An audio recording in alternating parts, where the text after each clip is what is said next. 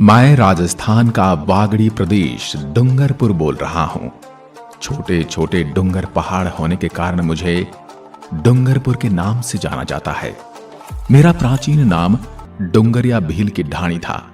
मुझे आदिवासियों का कुंभ भी कहा जाता है और मैं प्रसिद्ध हूँ मेरे भव्य बाणेश्वर धाम के लिए, जिसके बारे में आगे आपको पूरी जानकारी देने वाला हूँ। आपको बता दूं, मैं हूं तो राजस्थान का भाग, लेकिन गुजरात के बिना और गुजरात मेरे बिना पूरा नहीं हो सकता। मैं डूंगरपुर आज आपको मेरे यहाँ का पूरा इतिहास और पर्यटक स्थलों के बारे में बताने वाला हूँ। मेरा यहाँ का त्रिवेणी संगम बाणेश्वर धाम का मेला और ऐतिहासिक स्थलों के बारे में जानकर आप मुझे विजिट करने जरूर आओगे, ऐसा मेरा विश्वास है। मैं डूंगरपुर अगर मेरी स्थापना की बात करूं तो मेरी स्थापना 13वीं शताब्दी में राजा डूंगरिया भील ने की थी। रावलवीर सिंह ने भील प्रमुख डूंगरिया को हराया, जिनका नाम पर मेरा नाम डूंगरपुर पड़ा था। मैं डूंगरपुर अपने सुंदर ऐतिहासिक मंदिरों के लिए विश्व भर में जाना जाता हूं। भारत का पहला महिला सहकारी मिनी बैंक भी मेरे ही शहर में स्थित है। मैं अपने ग्रीन ग्रेनाइट के कारण भी भारत में विशेष स्थान रखता हूं। मेरे ही बाणेश्वर में स्थित है राजस्थान का एकमात्र ऐसा मंदिर जिसमें खंडित शिवलिंग की पूजा होती है। इसके अलावा मैं राजस्थान का पूर्ण साक्षर आदिवासी जिला होने का गौरव रखता हूं। मेरे शहर में डूंगरपुर प्रजामंडल की स्थापना की हुई है, जो वागड़ के गांधी कहे जाने वाले भोगीलाल पांड्या ने 1944 में की थी। मैं डूंगरपुर अपने उदय विलास पैलेस के लिए प्रसिद्ध हूं, जिसका नाम उदय सिंह द्वितीय के नाम पर रखा गया था, जो बेजोड़ वास्तुशिल्प शैली का प्रमुख नमूना है। मेरे जिले में वागड़ की गंगा कही जाने वाली माही नदी बहती है। माही एकमात्र ऐसी नदी है जो राजस्थान में दक्षिण से प्रवेश करती है और वापस दक्षिण में ही निकल जाती है। माही नदी कर्क रेखा को 2 बार काटती है और मेरे और बांसवाड़ा के बीच की सीमा भी बनाती है। यदि मैं यहाँ की प्रसिद्ध हस्तियों की बात करूं तो राज सिंह क्रिकेटर, जिनका जन्म मेरी ही धरती पर 1935 में यहाँ के राज परिवार में हुआ। मेरे महाराजा लक्ष्मण सिंह जी के वे छोटे पुत्र थे। वे भारतीय क्रिकेट कंट्रोल बोर्ड के अध्यक्ष भी रहे। उन्होंने 16 सालों तक प्रथम श्रेणी का क्रिकेट खेला और करीब 20 सालों तक भारतीय क्रिकेट कंट्रोल बोर्ड से जुड़े रहे। वो 2 कार्यकाल तक राष्ट्रीय टीम के चयन करता रहे और 4 बार भारतीय टीम के विदेशी दौरे का प्रबंधन किया। इनकी मृत्यु 12 सितंबर 2009 को हो गई। मेरे डूंगरपुर के अगले महापुरुष हैं भोगीलाल पांड्या। उन्होंने 1944 में मेरे शहर में प्रजामंडल की स्थापना की। इन्हें वागड़ आदिवासियों का गांधी कहा जाता है। अगले हैं मेरे शूरवीर जनरल नाथू सिंह राठौड़। आजाद भारत के पहले lieutenant general of Indian army थे। ये सच्चाई को निडरता से सामने रखने वालों में से एक थे। ये मेरी धरती पर जन्मे मेरे इस निडर व्यक्तित्व को आज भी याद करके मैं भूला नहीं समाता। मेरे चौथे महान व्यक्तित्व वाले पुरुष हैं मेरे महारावल लक्ष्मण सिंह का नाम Guinness book of world record में दर्ज है। अफ्रीका के जंगलों में शिकार के कारण ये मध्य प्रदेश विधानसभा अध्यक्ष और राजस्थान क्रिकेट टीम के कैप्टन भी रह चुके हैं। अब मैं बात करता हूँ रावल लक्ष्मण सिंह जी के छोटे भाई नगेंद्र सिंह जी की। ये international court of justice the Hague को 2 बार न्यायाधीश रह चुके हैं। इन्हें 1938 में कामा पुरस्कार से सम्मानित किया गया था।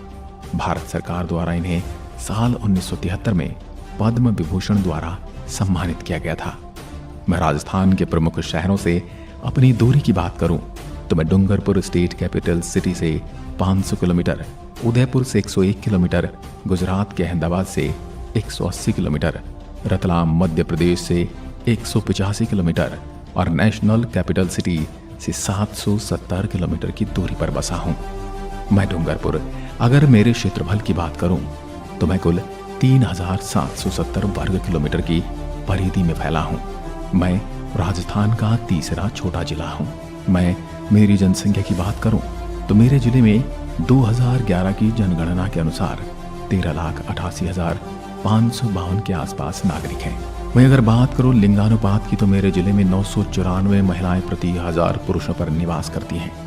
यदि मेरे यहाँ बोली जाने वाली भाषाओं की बात करूं तो मेरे जिले में बागड़ी, मेवाती, गुजराती और मेवाड़ी तथा हिंदी भाषाएं बोली जाती हैं। अगर मेरे महान रजिस्ट्रेशन नंबर की बात करूं तो मेरे जिले की गाड़ियां RJ12 से रजिस्टर्ड होती हैं। आधुनिक राजस्थान की एकलव्य कही जाने वाली भील बालिका कालीबाई मेरे ही जिले के रास्तापाल से संबंधित थे। आपको बता दूं, मेरे जिले के चिखली ब्लॉक से कर्क रेखा गुजरती है। मेरे यहाँ की रामकड़ा कला राजस्थान की प्रसिद्ध हस्तकलाओं में से एक है, जो मेरे शहर में देखी जा सकती है। पत्थर से निर्मित खिलौने रामकड़ा कहलाते हैं। मेरे यहाँ के इस उद्योग का प्रधान केंद्र गलियाकोट में स्थित है। मेरे डूंगरपुर जिले में छोटे छोटे बहुत डोंगरे हैं, इसलिए भी मुझे डूंगरपुर के नाम से जाना जाता है। मेरे ऐतिहासिक डूंगरपुर से उदयपुर को जोड़ने के लिए वर्तमान में सोम नदी पर 50 करोड़ की लागत से पुल निर्माण किया जा रहा है, जो संगमेश्वर महादेव मंदिर के पास होकर उदयपुर को मेरे जिले से जोड़ेगा, जिससे मेरे यहाँ आने वाले पर्यटकों को और सुविधाएं मिलेंगी।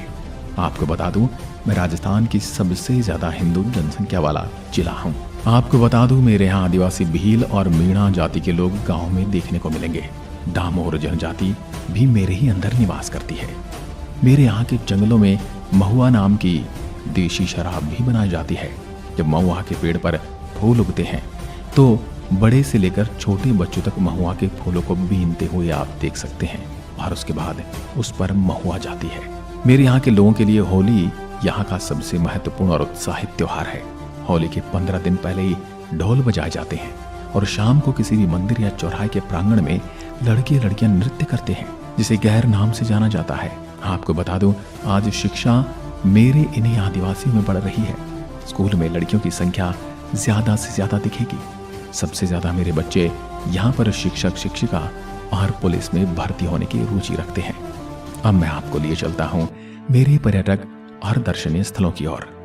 सबसे पहले चलते हैं बाणेश्वर धाम की ओर। मेरे मुख्य शहर से 60 किलोमीटर की दूरी पर स्थित है। मेरे इस मंदिर में इस क्षेत्र का सबसे प्रसिद्ध और पवित्र शिवलिंग स्थापित है। यह मंदिर सोम, माही और जाखम नदियों के संगम पर बना है, जिसे मेरे यहाँ के निवासी और पर्यटक त्रिवेणी संगम के नाम से जानते हैं, और इसे भागड़ के कुंभ के नाम से भी जाना जाता है। यहाँ लगने वाले भव्य मेले में आपको आदिवासियों के कई रूप, नृत्य और मनमोहक छवियां देखने को मिलेंगी। बाणेश्वर धाम में लगने वाला यह मेला मेरे आराध्य प्रभु शिव को समर्पित है।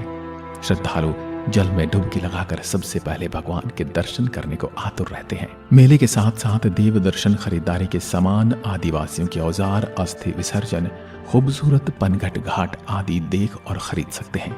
माघ शुक्ल एकादशी से माघ शुक्ल पूर्णिमा तक यहाँ का मेला लगता है।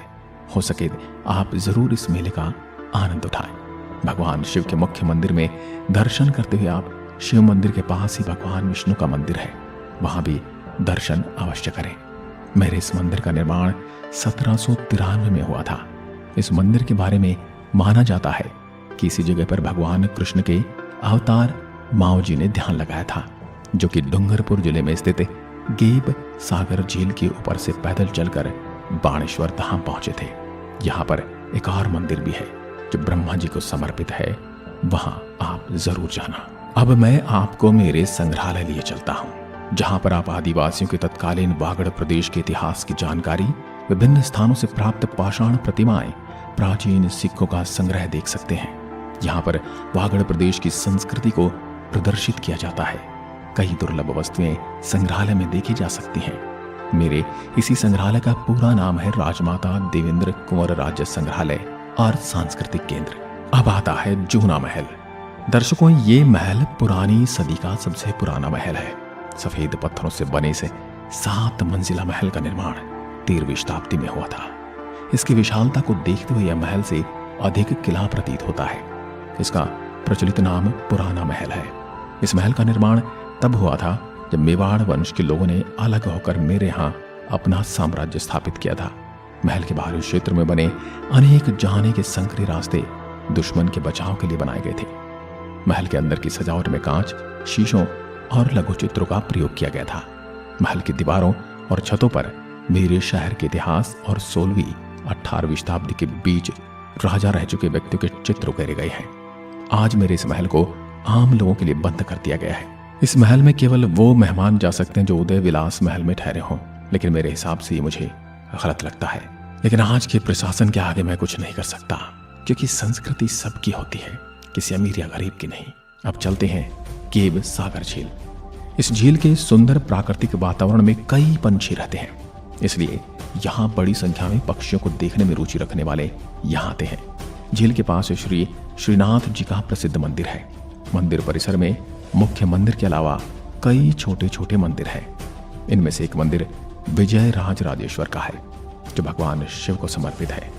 मेरी इसी झील के पास बना है बादल महल, जो मेरे यहाँ के पेरवा पत्थरों से निर्मित है। इस पर बेटी बचाओ के संदेश भी देखने को मिलते हैं। साथ ही मेरे जिले की हिस्टोरिकल चीजें भी इसी में संग्रहित की गई हैं, जिन्हें आप देख सकते हैं। इस महल की वास्तुकला मुगल एवं राजपूत वास्तुकला का मिश्रण है। इस महल में संग्रहालय देखने के लिए मिलता है। साथ ही आप उदय विलास पैलेस भी निहारते हुए आना, जो कि गैप सागर झील के पास ही बनी हुई है। अब मैं आपको लिए चलता हूँ नाना भाई पार्क एवं चिड़ियाघर। मेरे शहर का ये वाला पार्क भी गैप सागर झील के किनारे पर स्थित है, जो कि एक मुख्य शहर में स्थित है। आप इस पार्क में आसानी से पहुंच सकते हैं। यह चिड़ियाघर मेरे नगर परिषद के द्वारा प्रबंधित किया जाता है। इस चिड़ियाघर में प्रातः 6 बजे से 9 बजे तक आप आ सकते हैं और शाम को 5 से 10 बजे तक आप आ सकते हैं। यहाँ आपको बहुत सारे पक्षी भी देखने को मिलते हैं। यहाँ पर आपको तोते, कछुए, बतख, कबूतर, कनूर पक्षी, बजरी पक्षी, सन कनूर, कस्तूरी बतख देखने के लिए मिल जाते हैं। यहाँ पर टॉय ट्रेन भी है, जिसमें 10 साल से कम उम्र के बच्चे घूम सकते हैं। यहाँ पर एक बहुत बड़ी पक्षियों के लिए घर बनाया गया है। आप सोच रहे होंगे नाना भाई कौन थे, तो आपको बता दूं, वो एक स्वतंत्रता सेनानी थे।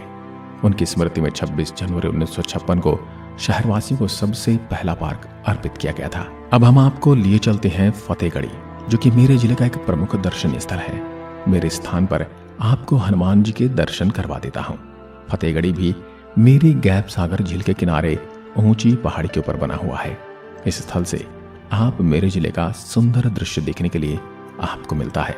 आपको यहाँ पर चारों तरफ मेरे पर्यटन स्थल देखने को मिलने वाले हैं। गैप सागर झील का सुंदर दृश्य देखने के लिए मिलता है। मैंने आपको बादल महल के बारे में बताया था, वो भी यहाँ से देखने को मिलता है। फतेहगढ़ी में आपको रामायण के बहुत सारे दृश्यों की मूर्तियों का रूपांकन मिलेगा। यहाँ पर आपको एक झरना देखने को मिलने वाला है। मेरी यह जगह बड़ी ही सुंदर है और आप अपना अच्छा समय यहाँ बिता सकते हैं। यहाँ पर महंत संत स्वामी विवेकानंद जी की बड़ी सी मूर्ति भी देखने को मिलेगी। रंगीन फाउंटेन, रंगीन लाइटों का आनंद भी आप उठा सकते हैं। यहीं से हम चलते हैं बर्ड सेंचुरी पार्क। इसमें कई तरह के फूलों को उगाया गया है। इस पार्क में आप गुलाब के फूल, इसके अलावा इसमें स्विमिंग पूल भी है और यहाँ पर मेरे शहर को देखने के लिए दूरबीन भी लगी हुई है और बांस को बांधकर भी सिटी व्यू पॉइंट बनाए गए हैं। मेरे प्यारे दर्शकों, अब मैं आपको लिए चलता हूँ एक ही ऊंची पहाड़ी पर बैठी मेरी माँ धनमाता मंदिर, जो कि मेरे यहाँ का प्रसिद्ध मंदिर है। माँ का यह मंदिर धनमाता पहाड़ी पर स्थित है। यहाँ पर आपको धान माता मंदिर और काली माता के दर्शन करने को मिलेंगे। यह मंदिर ऊंची पहाड़ी पर बना हुआ है। यहाँ पर आपको प्राचीन विजयगढ़ किला भी देखने के लिए मिलता है, जो खंडहर अवस्था में पहुंच गया है। आप इस मंदिर में घूम सकते हैं। यहाँ पर सुंदर गार्डन बनाया गया है। मंदिर तक पहुंचने के लिए सीढ़ियां बनी हुई है। यहाँ पर आकर आपको बड़ा आनंद आएगा। यहाँ से मेरे शहर का दृश्य बहुत ही सुंदर दिखाई देता है। पार्क में आपको बहुत सारे झूले और मनोरंजक उपकरण देखने को मिल जाते हैं और बच्चे और बड़ों दोनों के बहुत पसंद आते हैं। यहाँ पर शाम के समय सनसेट का भी सुंदर दृश्य देखने को मिलता है। मेरी माने तो आप यहाँ एक बार अवश्य जाना। श्री माधवराव मंदिर, ये मंदिर मेरे शहर के पास स्थित एक मुख्य ऐतिहासिक स्थल है। आपको यहाँ पर प्राचीन मंदिरों के दर्शन करने को मिलेंगे। यहाँ बहुत सारे मंदिर बने हुए हैं। यही मंदिर मेरे सुरपुर नामक स्थान पर स्थित है।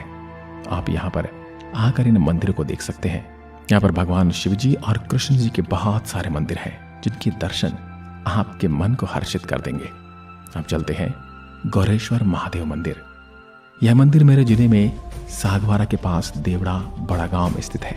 यह मंदिर मोरन नदी के किनारे पर बना हुआ है।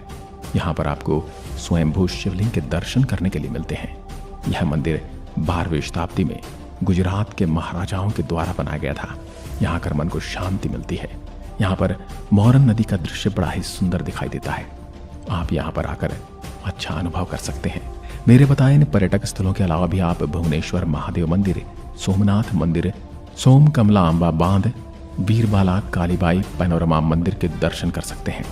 आपको मेरे जिले में बहुत कुछ देखने को मिलेगा। अगर आप मेरे शहर की सैर की योजना बना रहे हैं तो आप सड़क, हवाई और रेल मार्ग के द्वारा यात्रा कर सकते हैं।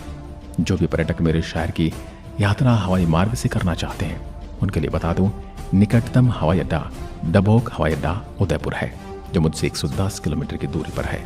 अगर आप मेरी सैर ट्रेन से करते हैं तो आपको बता दूं, मेरे जिले में रेल सेवा नहीं है, तो मेरा निकटतम रेलवे स्टेशन उदयपुर या फिर रतलाम है, जो कि देश के सभी प्रमुख रेलवे स्टेशन से अच्छी तरह से जुड़ा हुआ है। अगर आप बस से मेरी यात्रा करते हैं तो राजस्थान के सभी जिलों से मेरे लिए बस उपलब्ध है।